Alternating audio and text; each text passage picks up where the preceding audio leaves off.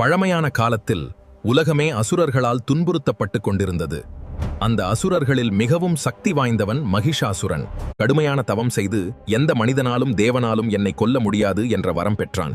அந்த வரத்தின் பலத்தால் மகிஷாசுரன் எல்லா உலகங்களையும் கைப்பற்றி தேவதைகளையும் கூட ஓட்டினான்.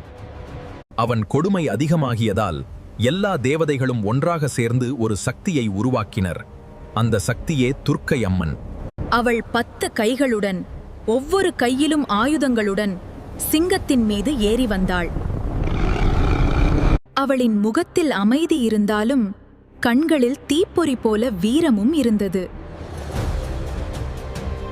துர்க்கை அம்மன் மற்றும் மகிஷாசுரன் இடையே கடும் போர் நடந்தது.